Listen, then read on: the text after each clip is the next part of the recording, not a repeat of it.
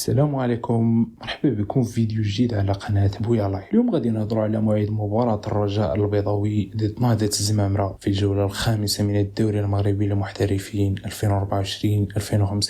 كي تقول لكم متحمسين لهذه المواجهة اللي غادي تجمع بين الفريقين في ملعب العربي الزاولي.